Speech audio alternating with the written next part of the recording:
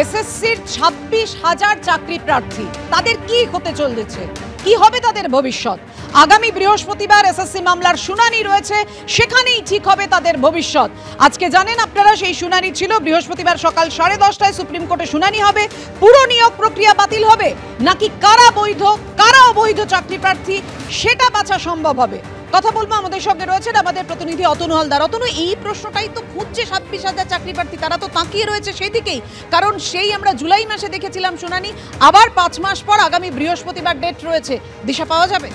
দেখো, 16ই জুলাই, গত 16ই জুলাই শেষ এই মামলার শুনানি হয়েছিল, পূর্ণাঙ্গ শুনানি হয়েছিল এর আগের প্রধান বিচারপতি DY চন্দ্রচূড়ের এজলাসে সুপ্রিম কোর্টে, এবং তারপরে প্রায় 5 মাস পর আবার নতুন প্রধান বিচারপতি সঞ্জীব খান্না তিনি আজকে এই মামলার শুনানি করলেন বলতে মূলত তিনি যেটা করলেন যে একদম নির্দিষ্ট করে দিলেন যে আগামী বৃহস্পতিবার সকাল 10:30টার সময় এই মামলার শুনানি হবে, এবং কোন কোন দুটি বিষয়ের ওপর শুনানি হবে। এক, যে এই পুরো প্যানেলটা বৈধ কিনা সেটা খতিয়ে দেখা হবে, এবং 2, এখানে যোগ্য এবং অযোগ্য চাকরি প্রার্থীদের আলাদা করা যায় কিনা সেটা দেখা হবে।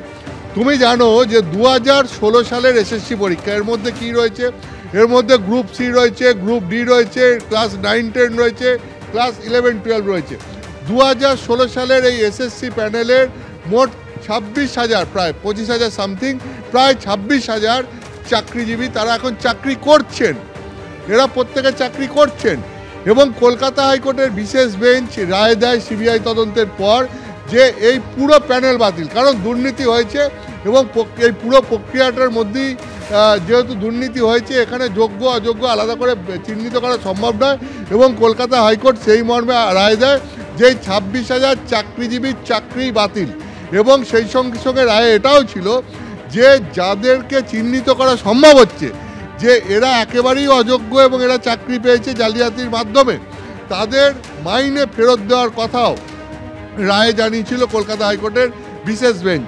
এরপরে যেটা হয় সেটা হচ্ছে যে রাজ্য সরকারের তরফ থেকে, এসএসসির তরফ থেকে এবং চাকরিজীবীদের তরফ থেকেও সুপ্রিম কোর্টে গিয়ে আবেদন করা হয়, একাধিক আবেদন হয়, এবং সেই মর্মে সুপ্রিম কোর্টে এই মামলার শুনানি হয়।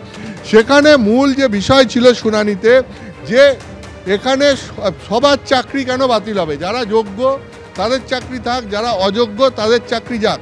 সেক্ষেত্রে প্রশ্ন ওঠে যে যোগ্য অযোগ্য এটা বাছাই করা সম্ভব হবে কী করে? তার কারণ হচ্ছে যে কোনো ওএমআর সিটই তো খুঁজে পাওয়া যাচ্ছে না। ফলে কোনো ওএমআর সিট যদি খুঁজে না পাওয়া যায়, তাহলে এখন কিসের ভিত্তিতে এইটা বাছাই করা সম্ভব হবে যে কারা দুর্নীতিগ্রস্ত বা কারা দুর্নীতির মাধ্যমে চাকরি পেয়েছে, কারা দুর্নীতিহীনভাবে চাকরি পেয়েছে, যাদের চাকরি পাওয়ার মধ্যে কোনো দুর্নীতি নেই, যারা যোগ্য। এখন এক্ষেত্রে এসএসসিকে বলা হয় যে তারা যোগ্য অযোগ্যদের বাছাই করে দিক। এসএসসি সেই ক্ষেত্রে অযোগ্যদের তালিকা দেয়, কিন্তু যোগ্য কারা সেটা এসএসসি তালিকা দেয়নি। সুপ্রিম কোর্ট তখন বলে যে এসএসসিকেই বাছাই করে দিতে হবে যে কারা যোগ্য তাদেরকে, অর্থাৎ যোগ্যদের তালিকা এসএসসিকে দিতে হবে। সেক্ষেত্রে যে প্রশ্নটা উঠে আসে যে যেহেতু কোনো ওএমআর সিট নেই, তাহলে কোথা থেকে ওএমআর সিট পাওয়া যাবে? সিবিআই তদন্তে নেমে গাজিয়াবাদে একটি তল্লাশি অভিযান চালায়, সেখান থেকে 3টে হার্ড ডিস্ক উদ্ধার হয়। সেই হার্ড ডিস্ক থেকে ওএমআর সিট পাওয়া যায়, এবং সেই ওএমআর সিটের ওপর ভিত্তি করে মোটামুটি একটা ধারণা করা যায় যে কারা যোগ্য কারা অযোগ্য। 65B এভিডেন্স অ্যাক্টের সেই ধারায় সেই তথ্য আদালতে জমা পড়ে। সেই ক্ষেত্রে প্রশ্ন ওঠে যে 65Bতে যদি অযোগ্য কারা তাদেরকে চিহ্নিত করা সম্ভব হয় ওই হার্ড ডিস্ক থেকে উদ্ধার হওয়া ওএমআর সিটের ভিত্তিতে, তাহলে যোগ্যদের কেন ওই হার্ড ডিস্ক থেকে উদ্ধার হওয়া ওএমআর সিটের ভিত্তিতে চিহ্নিত করা সম্ভব হবে না?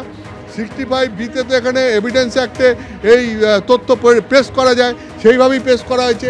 তো এই 65Bর বিষয়টা আজকে প্রধান বিচারপতি সঞ্জীব খান্না বলেছেন তিনি এই জটিলতার মধ্যে ঢুকবেন না, এই নিয়ে কোনো সওয়াল জবাব হবে না।